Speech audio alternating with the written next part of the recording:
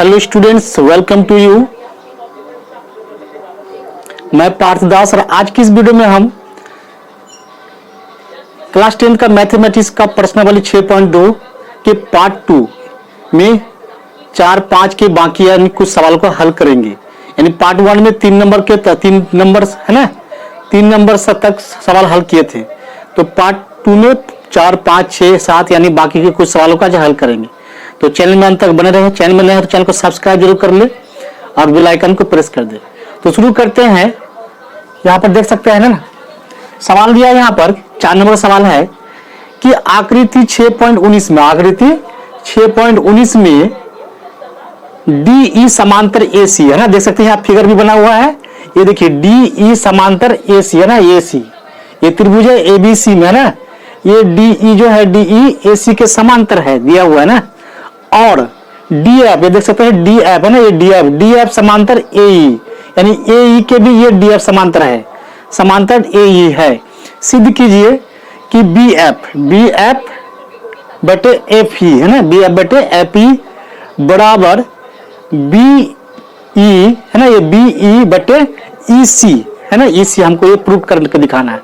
तो शुरू करते हैं। यहाँ पर सबसे पहले हम क्या करेंगे, आपको पता ही है कि किसी त्रिभुज के कोई भी एक भुजा के समांतर खींची गई रेखा है ना, अन्य भुजा को काटते हुए खींची गई रेखा दोनों अन्य भुजा को क्या करते हैं, यानी समान अनुपात में विभाजित करता है ना। तो शुरू करते हैं। यहाँ पर हम तो लिखेंगे यहाँ पर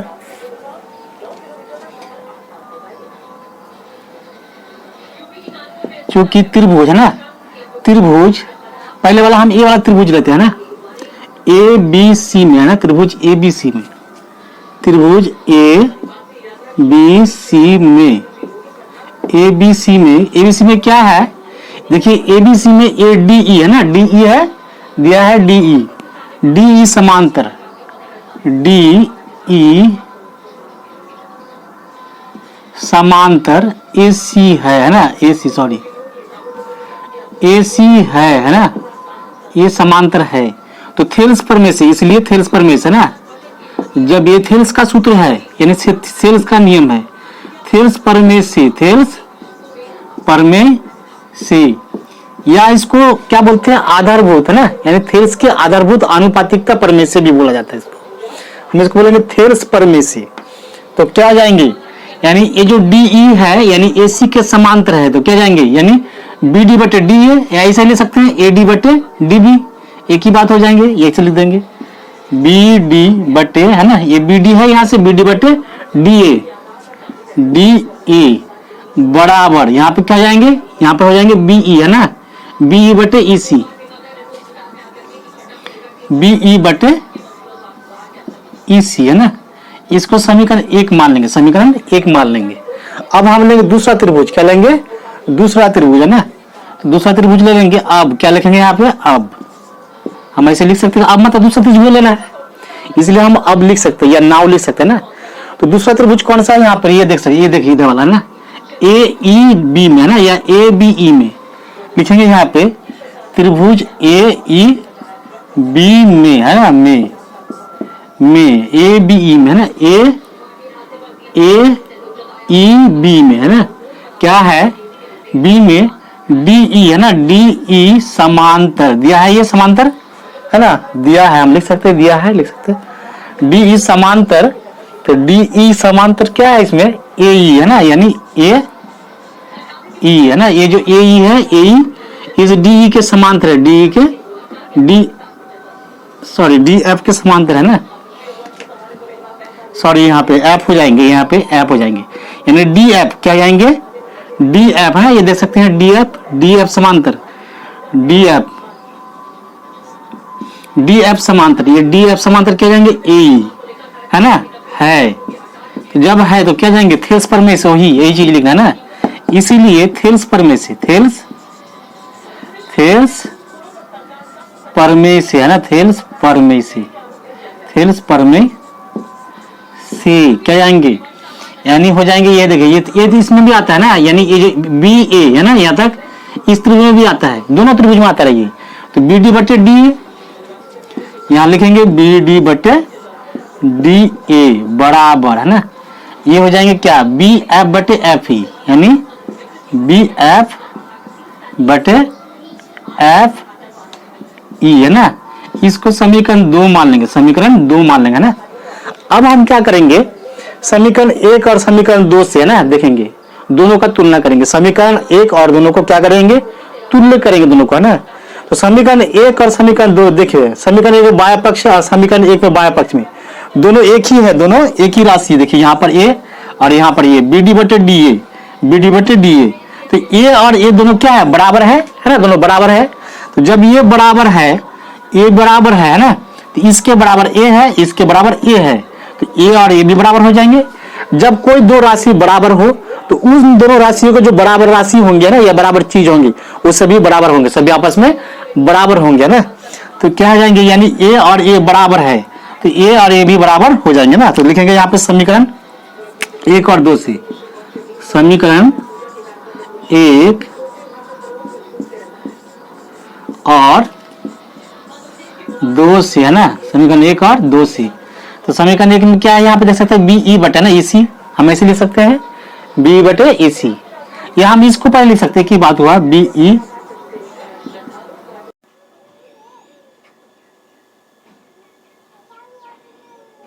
तो डी ई बटे ई सी बराबर बी ई बी एफ बटे एफ ई, आप देख सकते हैं यहाँ पर, है ना।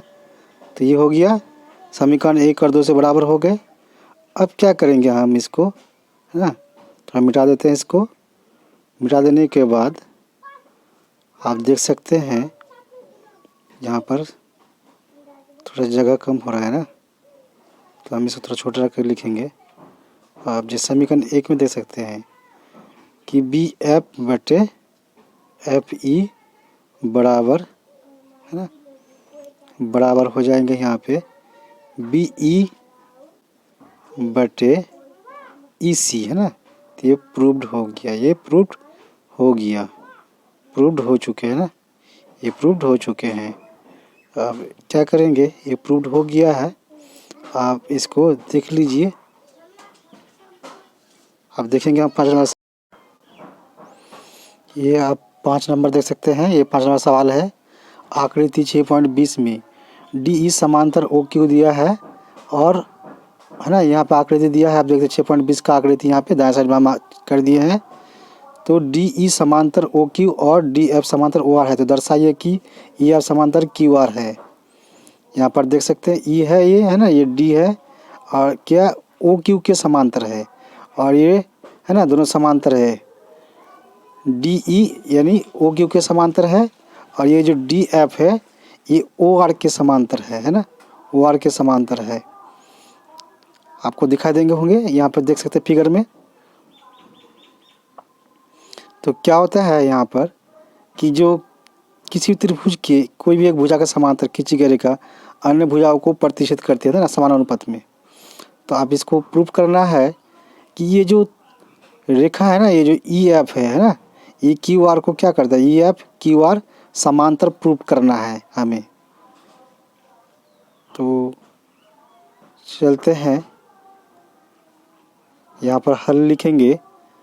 हल लिखने के बाद अब देखेंगे, सबसे पहले हम क्या करेंगे, त्रिभुज है ना, ये पी ओ क्यू या पी क्यू ओ, कोई सा भी लिख सकते हैं।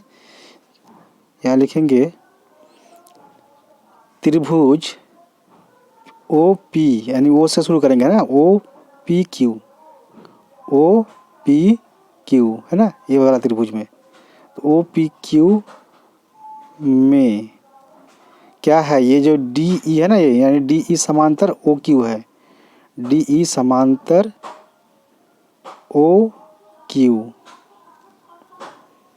है।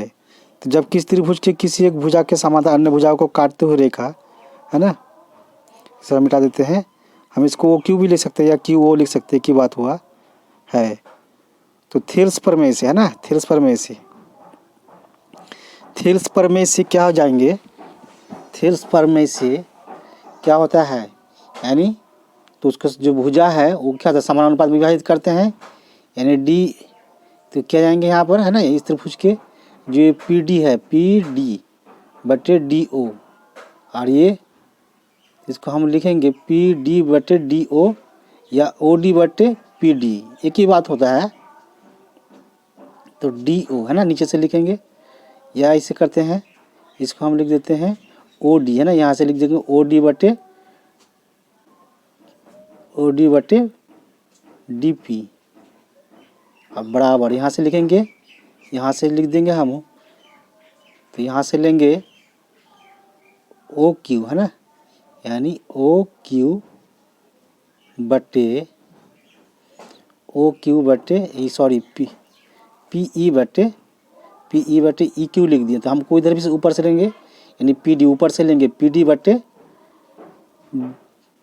डी ओ है ना, डी ओ। इसको समीकरण 1 मान लिए, समीकरण 1 मान लिए। अब क्या करना, हमको उस वाला त्रिभुज में लेना है ना, यानी पी ओ आर वाला त्रिभुज में लेंगे।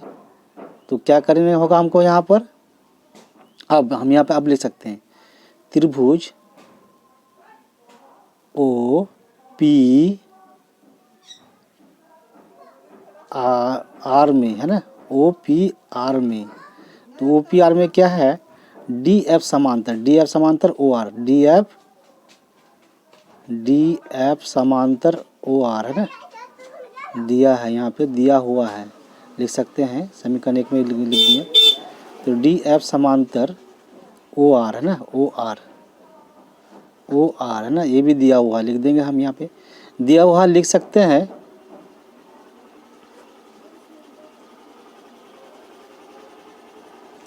तो ये डी एफ समांतर ओ आर दिया है।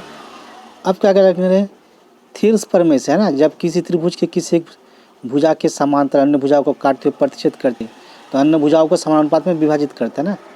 तो यहाँ थील्स प्रमेय से लिखेंगे, थील्स प्रमेय से। तो ले लेंगे पी डी बटे है ना, यहाँ भी लिखेंगे पी डी बटे डी ओ, यानी ये भुजा जो है पी ओ है ना, दोनों में आता है, दोनों त्रिभुज में आता है, पी डी बटे डी ओ बराबर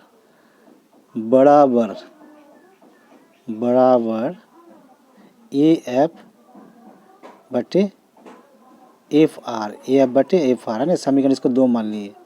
अब क्या करना है, समीकरण 2 से है ना, समीकरण 2 लेंगे, समीकरण 2 है ना। समीकरण 1 में क्या है, पी डी बटे डी ओ बराबर पी ई बटे ई क्यू, और समीकरण 2 में भी पी डी बटे डी ओ बराबर ए एफ बटे है ना, देख सकते हैं यहाँ पे ये दोनों बराबर है, समीकरण 1 और समीकरण 2 में बराबर है बाएं पक्ष वाला। तो जो बराबर है तो दाएं पक्ष भी बराबर हो जाएंगे, ये भी बराबर हो जाएंगे है ना, ये भी बराबर हो जाएंगे। तो इसको आप क्या कर सकते हैं, तो जब भी कोई दो राशि बराबर होते हैं तो उन दोनों राशियों के बराबर जितनी भी राशि होंगी वो सभी आपस में बराबर होता है, इसलिए पी ई बटे ई क्यू बराबर और ए एफ बटे एफ आर बराबर हो जाएंगे ना, बराबर हो जाएंगे। इसको जो सर्कल किए थे मिटा देते हैं, इसको आपको समझाने के लिए इसको घेरे थे।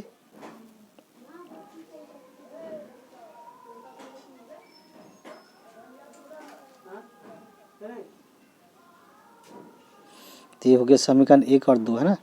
तो समीकरण 1 और 2 से, समीकरण 1 से क्या जाएंगे, यानी जब ये पी डी बटे डी ओ समीकरण 1 में भी है, समीकरण 2 में भी है, तो दाएं पक्ष वाला भी बराबर हो जाएंगे क्योंकि उसके बराबर है।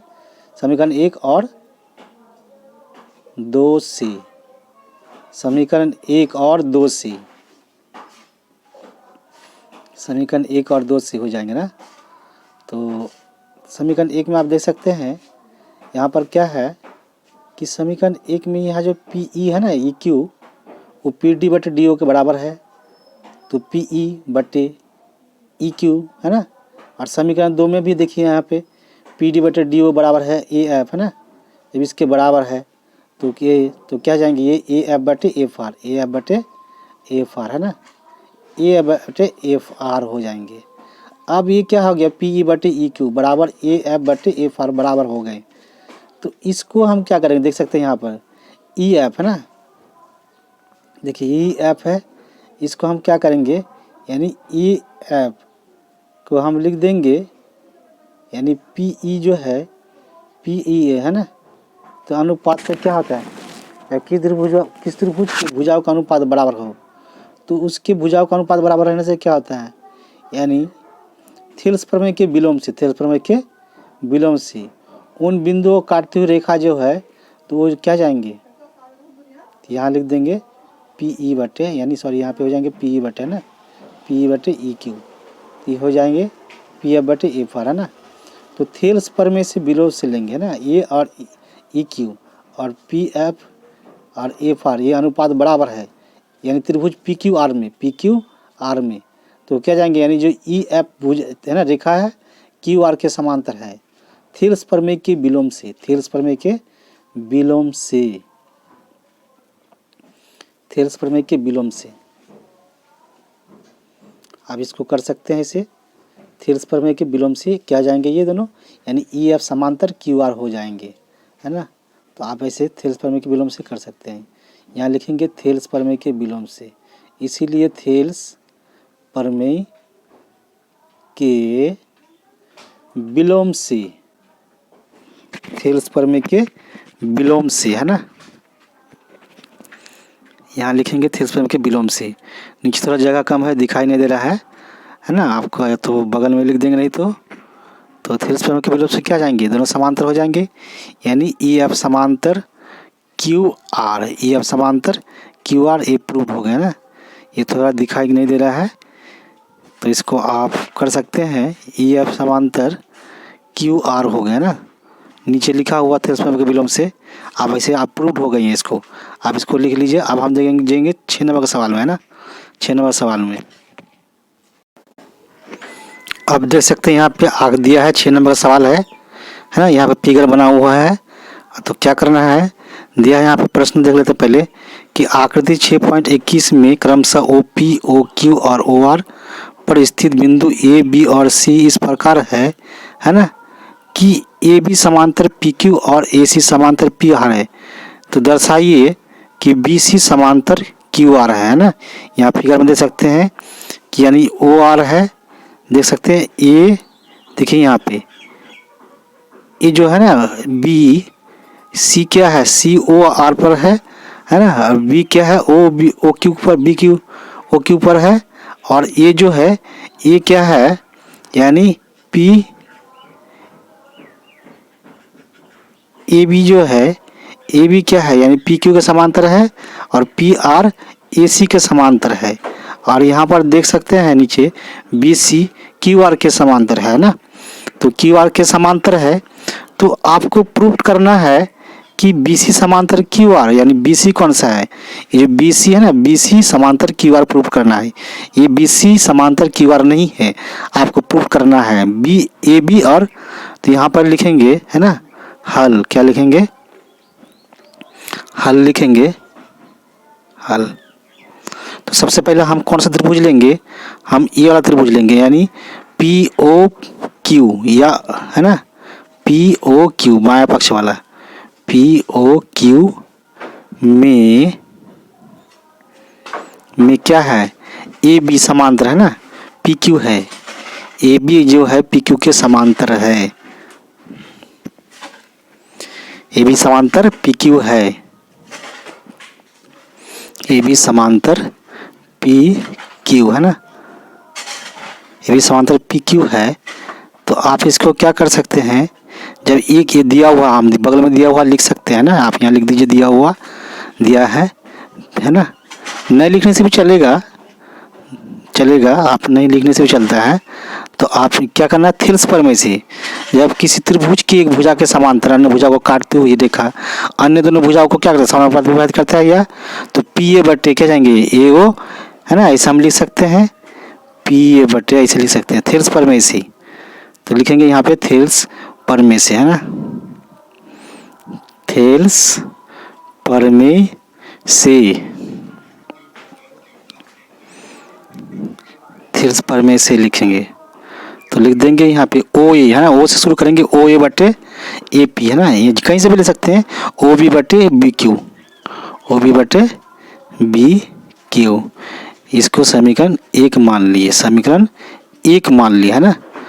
अब हम क्या करना है, अब हम लेंगे दूसरा त्रिभुज दाएं तरफ वाला है ना, यानी पी ओ आर त्रिभुज लेंगे।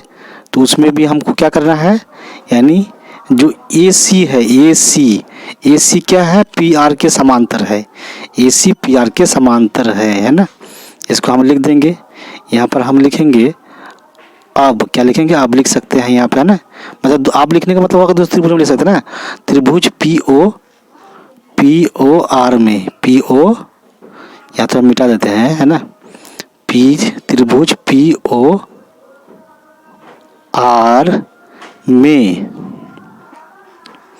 त्रिभुज पी ओ आर में, त्रिभुज पी ओ आर में, त्रिभुज पी ओ आर में AC समांतर पी आर है, दिया हुआ है ना, दिया है। इसको आप लिख सकते हैं, नहीं लिखने से भी चलेगा। AC समांतर पी आर है ना। AC समांतर पी आर है तो अन्य भुजा को क्या करेगा, यानी थेल्स प्रमेय से लिखेंगे, है ना।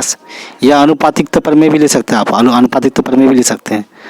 थेल्स प्रमेय से तो क्या जाएंगे, यानी यहाँ हो जाएंगे OA बटे ना, OA बटे AP, ये दोनों में आता है। इस त्रिभुज में भी आता है ना, बाएं तरफ के त्रिभुज में भी आता है, दाएं तरफ के त्रिभुज में भी आता है। तो OA बटे OP, PO, OA बटे AP, है ना। हम ऐसे लिख सकते हैं बराबर। इधर हो जाएंगे OC बटे CR, OC बटे CR, OC बटे CR। ये हो गया इसका समीकरण 2 मान लिए। अब समीकरण 1 और 2 से, समीकरण 1 और 2 से हम लेंगे, क्यों, क्योंकि समीकरण 1 का बायां पक्ष और समीकरण 2 का बायां पक्ष बराबर है। देखिए बायां पक्ष है ना, OA बटे यहाँ पे देखिए OA बटे AP बराबर है। तो जब बायां पक्ष बराबर है तो दायां पक्ष भी बराबर हो जाएंगे। ये दोनों जब बराबर है और है ना, इसके बराबर, ये दोनों बराबर है, इसके बराबर A है, इसके बराबर A है, तो ये दोनों भी बराबर हो जाएंगे ना, ये दोनों भी बराबर हो जाएंगे। दो समान राशियों के, है ना, जितने भी राशियाँ समान होंगे सभी आपस में समान होंगे, यानी बराबर हो जाएंगे। आप ऐसे कर सकते हैं।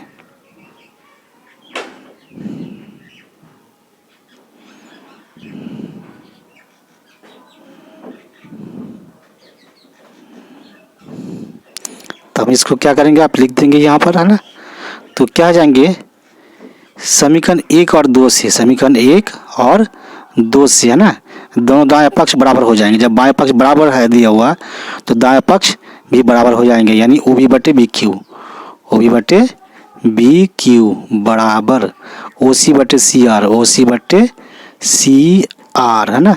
तो जब हो गया देखिए, तो OC बटे CR यानी क्या हो गया, OC बटे CR, OC कौन सा है देख सकते हैं आप यहाँ पे, OC बटे CR, है ना, और OB बटे BQ। यहाँ भुजाओं का अनुपात बराबर है। त्रिभुज OBOQR में, त्रिभुज OQR में क्या है, यहाँ भुजाओं का अनुपात है। तो थेल्स प्रमेय के विलोम से, है ना, यानी BC समांतर QR हो जाएंगे। इसलिए थेल्स प्रमेय के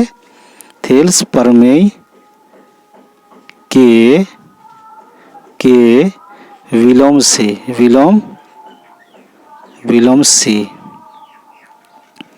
थेल्स प्रमेय के विलोम से, है ना, यानी BC समांतर QR, BC समांतर QR, है ना, BC समांतर QR हो जाएंगे। यहाँ पिछली से दिखाई नहीं देता है, थोड़ा सा नीचे BC समांतर QR है, BC समांतर QR, BC समांतर QR प्रूव्ड हो गया ना, BC समांतर QR प्रूव्ड हो गए।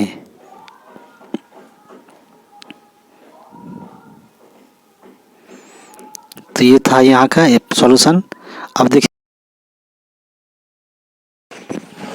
अब 7 नंबर सवाल देखेंगे। यहाँ पर 7 नंबर का प्रश्न में दिया है कि प्रमेय 6.1 का प्रयोग करते हुए सिद्ध कीजिए कि एक त्रिभुज की एक भुजा के मध्य बिंदु से होकर दूसरी भुजा के समांतर खींची गई रेखा तीसरी भुजा को समद्विभाजित करती है।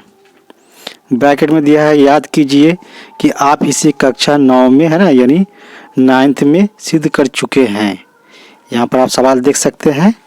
तो ये प्रश्न आपको पता है कि किसी भी त्रिभुज के, है ना, यहाँ प्रश्न में देख सकते हैं, ब्रैकेट में देखिए दिया हुआ है कि आप इसे क्लास 9th में सिद्ध कर चुके हैं। यानी प्रमेय 6.1 का प्रयोग करते हुए सिद्ध कीजिए कि एक त्रिभुज की एक भुजा के मध्य बिंदु से होकर दूसरी भुजा के समांतर खींची गई रेखा तीसरी भुजा को समद्विभाजित करती है ना। हमें प्रूव करके दिखाना है। तो प्रूव करेंगे कि यदि एक भुजा के मध्य बिंदु से खींचे गए, है ना, यहाँ फिगर बना लेते हैं, एक फिगर बना लेते हैं, फिगर बना लेते हैं। यहाँ पर यहाँ लिख देंगे ए, इसका नाम दे देंगे, आप कोई सा भी नाम दे सकते हैं, ए बी सी नाम दे दिए ना। और ये मध्य बिंदु है, ए बी का मध्य बिंदु मान लिया ना। ए बी का एक मध्य बिंदु डी ले लिए, क्या ले लिए, डी।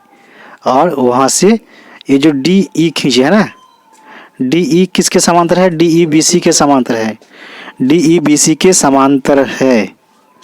तो डी, ये जो ई है ना, ई ए सी का मध्य बिंदु है, ये हमको प्रूव करके दिखाना, प्रूव करके दिखाना है ना। यानी क्या है ये कि जो डी ई है, डी ई है ना बी सी के समांतर है, और ई जो है यानी ए सी के बीच में है, हमको ये प्रूव करके दिखाना है कि ये दिया हुआ नहीं है, डी है ए बी के मध्य बिंदु, लेकिन ई ए बी ए सी का मध्य बिंदु नहीं दिया है ना, हमको ये प्रूव करके दिखाना है। यानी ए सी को क्या करता है, ई समझाइत करती है। तो यहाँ लिखेंगे दिया है, क्या लिखेंगे, दिया है। तो जब भी इस तरह का प्रश्न रहेगा जिसमें कोई आकृति या कोई नाम नहीं दिया रहा है, तो हम दिया है लिखेंगे, क्या लिखेंगे, दिया है। दिया है त्रिभुज ए बी सी में, ए बी सी में, है ना, त्रिभुज ए बी सी में भुजा ए बी का मध्य बिंदु है ना, ए बी का जो मध्य बिंदु है ये डी है ना, ए बी का मध्य बिंदु डी है, क्या है, डी है, तथा डी है तथा डी ई समांतर है ना, डी ई समांतर बी सी है, डी समांतर बी सी है ना। तो हम क्या करेंगे, डी समांतर बी सी दिया है ना, तो जब डी ई मध्य बिंदु है ना, तो डी ई समांतर है जो ए बी को, है ना, जो ए सी को ई पर काटती है, ई पर काटती है, दिया है ना, ये दिया है, ए सी को ई पर काटती है, ई पर काटती है, दिया है। अब हम यहाँ लिखेंगे सिद्ध करना है, सिद्ध करना है।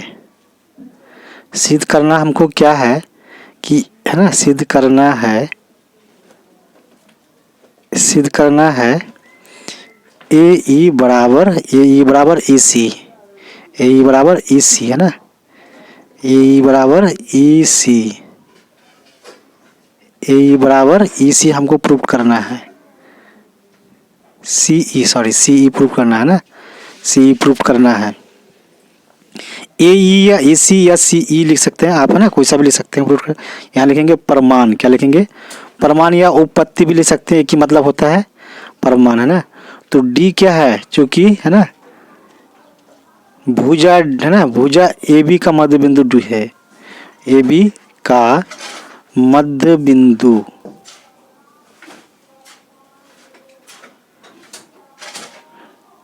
भुजा ए बी का डी मध्य बिंदु है, डी मध्य बिंदु है ना, मध्य बिंदु है। तो डी मध्य बिंदु है तो क्या जाएंगे, जब ए बी, भुजा ए बी का मध्य बिंदु डी है, तो यानी ए डी बराबर डी बी या बी डी, ए डी बराबर डी बी हो जाएंगे। हम इसको ऐसे लिख सकते हैं, ए डी बराबर डी बी, तो यहाँ लिखेंगे ए डी, है ना, लिख देंगे डी बी बराबर डी ए बराबर डी बी भी लिख सकते हैं, एक ही बात हुआ, एक ही मतलब होता है, डी बी बराबर डी ए बराबर डी बी, है ना। अब इसको क्या करेंगे, हम इसको कैंची गुना कर दें ना, नीचे इसके जो एक होता है, तो डी बी को हम इसके नीचे एक से गुना कर देंगे, कर सकते हैं ना, क्योंकि कैंची गुना होगा। आप इसको लिख, प्रत्येक संख्या के नीचे एक होता है, आपको लिख भी सकते हैं, नहीं लिखने से भी चलेगा। तो यहाँ डी ए बटे डी बी क्या हो जाएंगे, डी बी हो जाएंगे बराबर एक, उधर एक रह जाएंगे क्योंकि एक से गुना करेंगे ना, क्योंकि हम बाएं पक्ष वाला को गुना नहीं किए, हम दाएं पक्ष वाला को इसके नीचे लेकर आ गए ना, तो बराबर एक हो, इसको समीकरण एक मान लेंगे, इसको समीकरण एक मान लेंगे, समीकरण एक मान लेंगे। अब हमें क्या करना है ये जो डी ई है ना बी सी के समांतर है, बी सी के समांतर है। क्योंकि अब यहाँ लिखेंगे त्रिभुज ए बी सी में, लिखेंगे ए बी सी में है ना, त्रिभुज ए बी सी में डी ई समांतर ए डी समांतर, सॉरी वहाँ पे ए सी नहीं होगा, डी समांतर बी सी होंगे ना, यहाँ पे बी सी होंगे, गलती हो गई, यहाँ बी सी है ना। तो ये डी समांतर बी सी, डी समांतर बी सी है।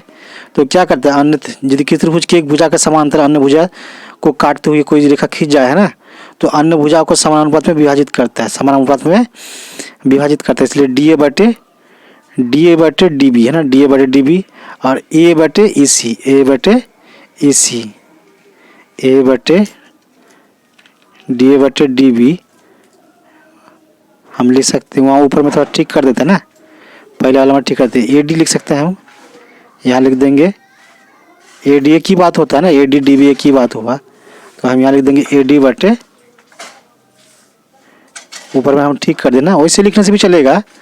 तो यहाँ हो जाएंगे डी ए डी, क्या जाएंगे ए डी बटे यानी बी डी, ए डी बटे बी डी हम ऐसे भी ले सकते हैं, और ए ई बटे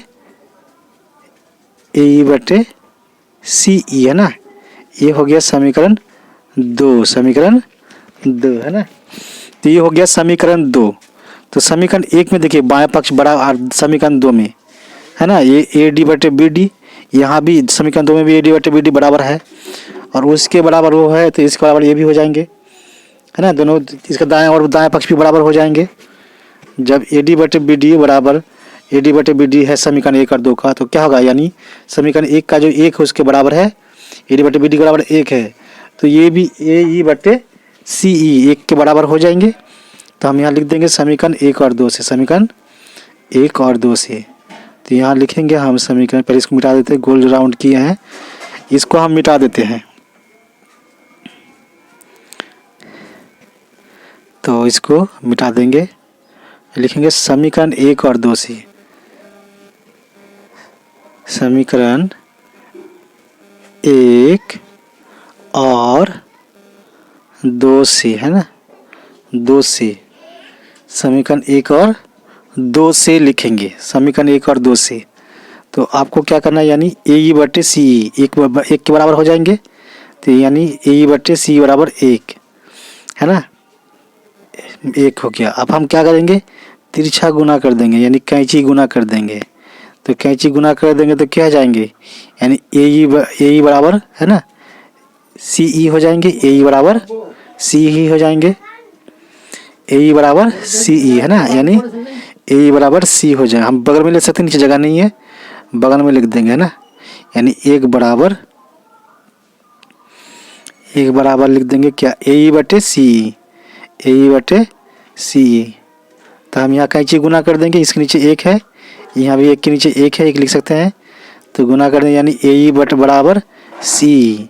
तो जब ए ई बराबर सी है तो क्या है इसका मतलब, ई क्या है, ए सी का मध्य बिंदु है ना, ई जो है ए सी का मध्य बिंदु है, अतः ई ए सी का मध्य बिंदु है, ए सी का मध्य बिंदु है, मध्य बिंदु ए सी का मध्य बिंदु है ना, ये प्रूव्ड हो गए, ए सी का मध्य बिंदु है। तो ए सी का मध्य बिंदु है, ये प्रूव्ड हो चुके हैं। तो इस तरह से आप इसको प्रूव कर सकते हैं। आप देख लीजिए, आप इसको देख लीजिए। अगर वीडियो आपको अच्छा लगे तो लाइक कीजिए, शेयर कीजिए, कमेंट करके बताइए कि आपके को किसी प्रश्न में अगर कोई समझ नहीं आया तो कमेंट जरूर करें, और चैनल को सब्सक्राइब जरूर कर लें है ना, चैनल को सब्सक्राइब जरूर कर लें। तो इस तरह का वीडियो आपको मिलता रहेगा और भी है ना। तो आज का सेशन यहीं पे समाप्त होता है।